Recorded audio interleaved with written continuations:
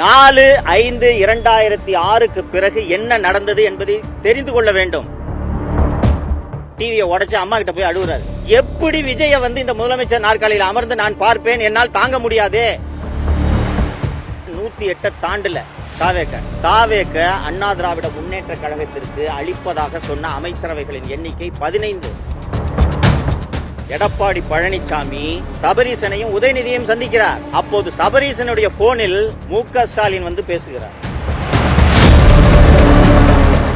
தமிழக மக்கள் 4/5/2006 பிறகு என்ன நடந்தது என்பதை தெரிந்து கொள்ள வேண்டும். இந்த அரசியல் தலைவர்கள் அத்தனை பேரின் மறுபக்கம் என்ன என்பதை தமிழக மக்கள் தெரிந்து கொள்ள வேண்டும் என்பதற்காகத்தான் நான் இன்று உங்கள் வாயிலாக தமிழக மக்களை சந்திக்கிறேன். தோழர்களே, 4/5/2026 அன்னைக்கு ரிசல்ட் சாயங்காலம் வந்துருச்சு. 108 தாண்டுல தாவேக. இவங்க 47, திமுக 72. யாருக்குமே என்ன பண்றதுன்னு தெரியல. ரிசல்ட்ட பாத்துக்கிட்டு இருந்த உதயநிதி டிவியை உடைச்சு அம்மா கிட்ட போய் அழுகுறாரு. எப்படி விஜய இந்த முதலமைச்சர் நாற்காலியில் அமர்ந்து நான் பார்ப்பேன், என்னால் தாங்க முடியாது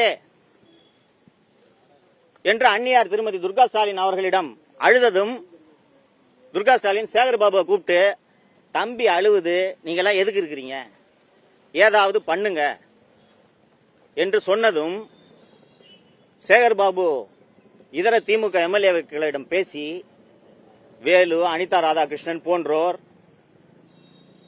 எடப்பாடி பழனிசாமியை தொடர்பு கொள்கிறார்கள். எடப்பாடி பழனிசாமியை உதயநிதி, ஏவா வேலு, அனிதா ராதாகிருஷ்ணன் போன்றோர் தொடர்பு கொண்டது அதிமுகவில் இருக்கக்கூடிய இதர எம்எல்ஏக்களுக்கு, முன்னாள் அமைச்சர்களுக்கு தெரியாது. அவர்கள் எப்படியாவது ஆட்சி அமைக்க, அவங்களுக்கு தெரிஞ்சது என்ன, திமுக கூட போய் இப்படி யாராவது உறவு வைப்பாங்க, அதிமுக இருந்து திமுக கூட உறவு வைப்பாங்கன்றதை அவங்களால நினைச்சு கூட பார்க்க முடியல. சோ அவர்கள் என்ன செய்கிறார்கள், சரி தாவேகாக்கு மெஜாரிட்டி இல்ல, 8-9 சீட்டு குறையுது, நாம ஆதரவு தர்றோம், எங்களுக்கு அமைச்சரவையில் பங்கு கொடு என்று இவர்கள் வேலுமணி, தங்கமணி, சி.வி. சண்முகம் உள்ளிட்டோர் தாவேகாவில் ஆதவ அர்ஜுனா, ஜான் ஆரோக்கியசாமி உள்ளிட்டோரோடு பேச்சுவார்த்தையை தொடங்குகிறார்கள். தாவேகாவுக்கு அன்னைக்கு அரசியலுக்கு புதிதல்லவா, என்ன பண்றதுன்னு தெரியல. தாவேக அண்ணா திராவிட முன்னேற்ற கழகத்திற்கு அளிப்பதாக சொன்ன அமைச்சரவைகளின் எண்ணிக்கை 15. எந்த மினிஸ்ட்ரி வேணுமோ நீங்க எடுத்துங்க. இது இனிஷியல். இது 4 இரவு 5 காலையில் பகலில் நடப்பது. போய் இவங்க எல்லாம் பேசிட்டு 15 மினிஸ்ட்ரி கிடைக்குதுன்னா அபாடி ரைட்டு, கவர்மெண்ட் ஃபார்ம் பண்ணிடலாம், கட்சியை காப்பாற்றிடலாம் என்று திரு எடப்பாடி பழனிசாமி அவர்களிடம் வேலுமணி, சி.வி. சண்முகம், காமராஜ் எல்லாம் சென்று பேசும்போது, அதெல்லாம் வேணாம் தம்பி, திமுக நமக்கு ஆதரவு தரேன்னு இருக்காங்க, பொறுமையா இருங்க, நான் பாத்துக்கிறேன். ஆனா எப்படின்னு திமுக ஆதரவுல நம்ம எப்படி ஆட்சி அமைக்கிறது என்று கேட்டதற்கு விசி கேக்கு 2 அமைச்சரவை, ஐயுஎம்எலுக்கு அமைச்சரவை, அடுத்து அமமுகக்கு ஒரு அமைச்சரவை, பாட்டாளி மக்கள் கட்சிக்கு அமைச்சரவை. அண்ணா இருக்கட்டும்னே, திமுக ஆதரவுல நம்ம எப்படின்னு ஆட்சி அமைக்கிறது, அம்மாவோட ஆவி நம்மளை மன்னிக்காதுன்னு என்று சொல்லும் போது, அப்ப அவங்க வெளியில இருந்து ஆதரவு தராங்க, அது அதிமுக ஆட்சி தான் என்று சொல்கிறார். இதற்கு நடுவே தாவேகாவில் இருந்து அதிமுக எம்எல்ஏக்களை தூக்குவதற்கான வேலைகளில் ஆதவ அர்ஜுனா ஈடுபடுகிறார். இது நடந்துகிட்டு இருந்தவனே எடப்பாடி பழனிசாமி என்ன சொல்றாருன்னா, தம்பி நீங்க எம்எல்ஏ எல்லாம் கூட்டிட்டு போய் பாண்டிச்சேரியில் இருங்க, நான் பாத்துக்கிறேன் என்று சொன்னதும், வேலுமணி உள்ளிட்ட சண்முகம் உள்ளிட்டவர்களுக்கு மனது பொறுக்கவில்லை. அண்ணா என்னதான் இருந்தாலும் என்ன திமுக கூட போய் எப்படின்னு, அண்ணா 108 வாங்கியிருக்காங்கண்ணே, அவங்களுக்கு ஆதரவு கொடுத்தா கூட பரவாயில்லன்னு ஒரு அர்த்தம் இருக்குன்னு, வெளியில இருந்தாவது ஆதரவு கொடுக்கலான்னு. அண்ணா திமுக ஆதரவு நம்ம ஆட்சி அமைச்சோன்னா ஜனங்க கல்ல விட்டு எறிவாங்கண்ணே, வேண்டானே என்று சொல்லும்போது, தம்பி நான் சொல்றது கேளு என்று சொல்லி, ஊடகங்களில் அந்த செய்தி வந்திருக்கும், நீங்க பார்த்திருப்பீர்கள். எடப்பாடி பழனிசாமி விரைவில் நல்ல செய்தி வரும் என்று ஒரு கருத்தை பதிவு செய்தார், உங்களுக்கு ஞாபகம் இருக்கும். இதுதான் அந்த நல்ல செய்தி. இதற்கு நடுவே இதை அடுத்த கட்டத்திற்கு கொண்டு செல்வதற்காக எடப்பாடி பழனிசாமி என்ன செய்தார் என்பது தமிழக மக்கள் தெரிந்து கொள்ள வேண்டும். எனக்கே இதை கேள்விப்பட்ட போது மிக மிக அதிர்ச்சியாக இருந்தது. பல பேரிடம் பேசி, சம்பந்தப்பட்டவர்களிடம் பேசி நான் இதை உறுதி செய்த பிறகே உங்கள் முன்னால் பதிவு செய்கிறேன். எடப்பாடி பழனிசாமி பாஷ்யம் கட்டுமான நிறுவனத்தின் உரிமையாளர் திரு அபினேஷின் வீட்டில் சபரீசனையும் உதயநிதியையும் சந்திக்கிறார். அப்போது சபரீசனுடைய போனில் மு.க. ஸ்டாலின் வந்து பேசுகிறார். எங்களுக்கு அமைச்சரவையில் இடம் வேணாம், உங்களுக்கு எந்த தொல்லையும் கொடுக்க மாட்டோம், ஒரே ரெக்வஸ்ட், எங்க மேல கேச போடாதீங்க, ஊழல் எல்லாம் கண்டுக்காதீங்க, நாங்க உங்களுக்கு ஆதரவு தரோம், எப்படியாவது இதை முடித்துக் கொடுங்கள் என்று சொன்னதும் திரு பழனிசாமி அவர்களுக்கு கிட்டத்தட்ட முதல்வரான நினைப்பு வந்து விடுகிறது. ஒத்துக்கவே மாட்டேங்கிறாரு. இதுல ரொம்ப குறிப்பிடத்தக்க விஷயம் என்னவென்று கேட்டீர்கள் என்றால், திருமாவளவன் இந்த உடன்படிக்கைக்கு ஒத்து வரவில்லை. அவர்கள் கட்சியில் இருக்கக்கூடிய 2 எம்எல்ஏக்களுக்கும் அவங்க அமைச்சரா வராங்கல்ல, அதனால ஓகே, அவங்க சந்தோஷமா இருந்தாங்க. ஆனால் திருமாவளவன் இதற்கு ஒப்புக்கொள்ளவில்லை, உறுதியாக மறுக்கிறார். இந்த சூழலில்தான் மார்க்சிஸ்ட் கம்யூனிஸ்ட் கட்சி திமுக ஆதரவில் அதிமுக ஆட்சி அமைத்தால் நாங்கள் அதை எதிர்ப்போம், ஒப்புக்கொள்ள மாட்டோம் என்று சொல்கின்றனர். ஒரு ஸ்டேல்மேட் வந்துருது. தாவேக்கு அடுத்த கட்டத்துக்கு எப்படி கொண்டு போகணும்னு தெரியல. மார்க்சிஸ்ட் கம்யூனிஸ்ட் கட்சி ஆதரவு கேட்கறாங்க, விசிக்கு ஆதரவு கேட்கறாங்க. அவங்க நாங்க ஆதரவு தர்றோமா இல்லையான்றதை பத்தி எதுவுமே பேசல. இதற்குள் அதிமுக ஆட்சி அமைப்பதற்கு திமுக ஆதரவு எம்எல்ஏக்களின் ஆதரவு கடிதத்தை கொடுக்கிறார்கள். இதுக்கு நடுவில் டிவிக்கே அமமுக எம்எல்ஏ தூக்கிடுறாங்க, கார்ல வச்சு கையெழுத்து வாங்கினாங்கன்னு ஒரு வீடியோக்கள் வந்திருந்ததை நீங்கள் பார்த்திருப்பீர்கள். டிடிவி தினகரன் இம்மிடியேட்டா அன்னைக்கு நைட்டு போய் கவர்னர் பாக்குறாரு.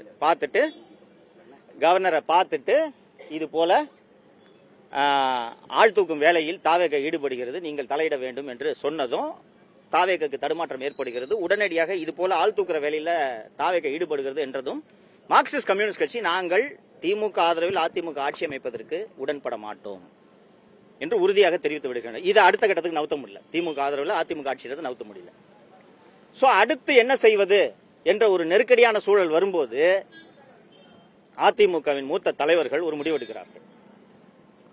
சரி, இதற்குத்தான் இடதுசாரிகள் எதிர்ப்பு தெரிவிக்கின்றனர். திமுகவின் ஆதரவில் அதிமுக ஆட்சி அமைப்பதற்கு இடதுசாரிகள் எதிர்ப்பு தெரிவிக்கின்றனர். தொல் திருமாவளவனை முதல்வராக்கலாம் என்று சொன்னால் தமிழகத்தின் முதல் தலித் முதலமைச்சர் என்பதற்கு யாரிடமிருந்தும் எதிர்ப்பு வராது. அப்போது சுயநலத்துக்காக கூட்டணி அமைத்து ஆட்சி அமைத்தார்கள் என்ற அவப்பெயரிலிருந்தும் தப்பிக்கலாம் என்று சொல்லும் போது அதிமுகவிலிருந்தே எதிர்ப்பு குரல் கிளம்புகிறது.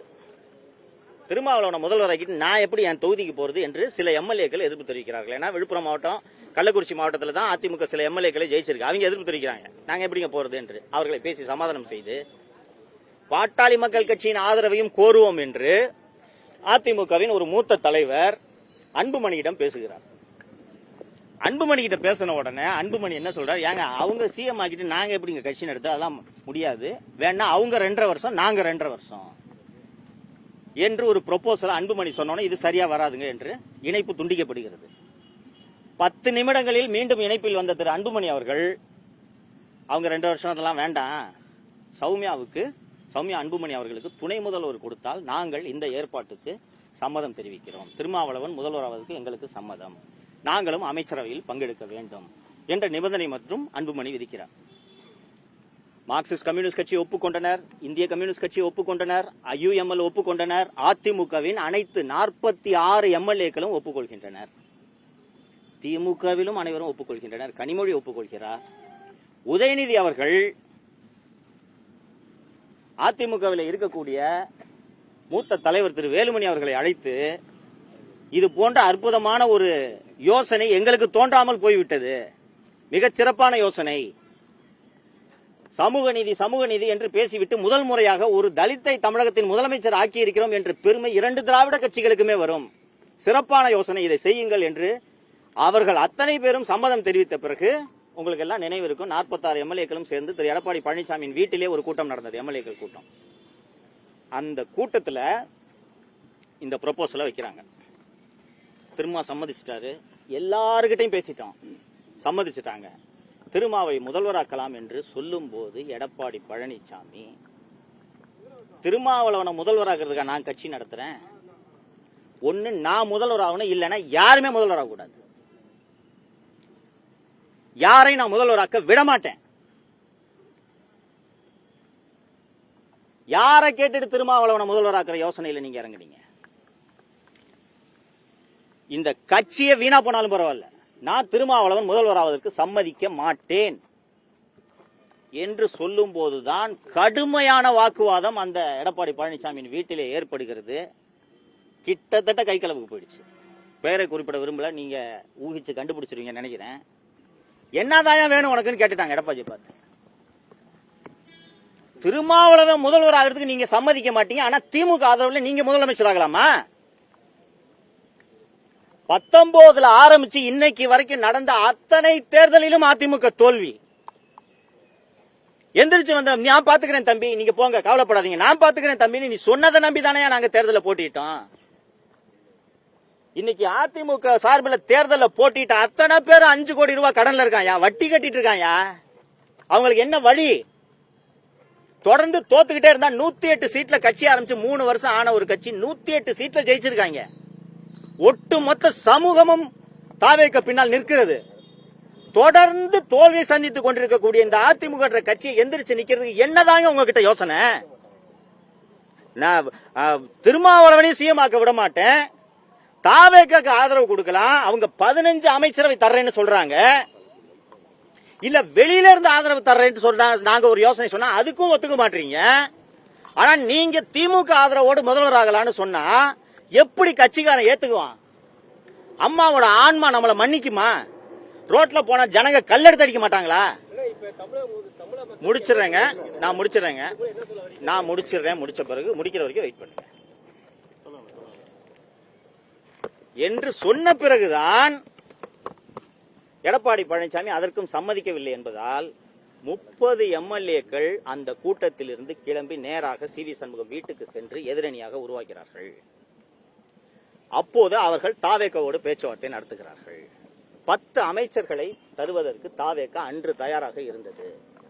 30 எம்எல்ஏக்கள் மொத்தம் 47 எம்எல்ஏல 30 எம்எல்ஏக்கள் சி.வி. சண்முகம் பக்கம், இந்த பக்கம் 17 எம்எல்ஏக்கள் தான் இருக்கார்கள். உங்களுக்கு நினைவு இருக்குன்னு நினைக்கிறேன். 30 எம்எல்ஏக்கள் அங்கே போனதும் அக்ரி கிருஷ்ணமூர்த்தி தூது அனுப்புகிறார். தூது அனுப்பி அவங்களை அமைச்சரவையில் பங்கெடுத்துக்கிட்டு நான் கட்சியோட பொதுச் செயலாளராக இருக்கிறேன் என்று இவர்களிடம் பேச்சுவார்த்தை நடத்தி கொண்டு அதிமுக எம்எல்ஏக்களிடம் உள்துறை அமைச்சர் அமித்ஷாவிடம் நான் பேசிவிட்டேன், உங்கள் மீது அமலாக்கத்துறை விசாரணை வரப்போகிறது, நீங்கள் யாரும் எம்எல்ஏக்களாக இருக்க மாட்டீர்கள் என்று இந்த புறம் பேசிக்கொண்டு சட்டப்பேரவை சபாநாயகரிடம் இவர்களை தகுதி நீக்கம் செய்யுங்கள் என்ற கடிதத்தையும் கொடுக்கிறார். திரு பழனிசாமி அவர்களின் மிரட்டலுக்கு அஞ்சி அப்போது 5 எம்எல்ஏக்கள் அங்கிருந்து விலகி மீண்டும் திரு பழனிசாமி அவர்களின் அணிக்கு செல்கிறார்கள். அதன் பிறகு இவர்கள் அணி பலவீனமாகிறது. இந்த கட்டத்தில் இவர்கள் வெறும் 25 எம்எல்ஏக்கள் ஆகிவிட்டார்கள் என்பதை புரிந்து கொண்டு அமைச்சரவையில் அதிமுகவில் இருந்து பிரிந்தவர்களுக்கு இடம் கொடுக்க வேண்டும் என்ற எண்ணத்தை தாவேக கைவிடுகிறது. அதற்கு பிறகு மறுநாள் வாக்கெடுப்பு. அந்த வாக்கெடுப்பில் தான் 25 பேர் தாவேக்கு ஆதரவாக வாக்களித்தனர். நான் இப்போது மக்களுக்கு ஒரு சார் கேட்டாரு, என்னதான் ஏன் சொல்ல வர்ற மக்களுக்கு அப்படின்னு. அதிமுக என்ற கட்சிக்கு இன்று எதிர்காலம் இல்லை, அதன் தலைமை மாற்றப்பட வேண்டும் என்கிறேன்.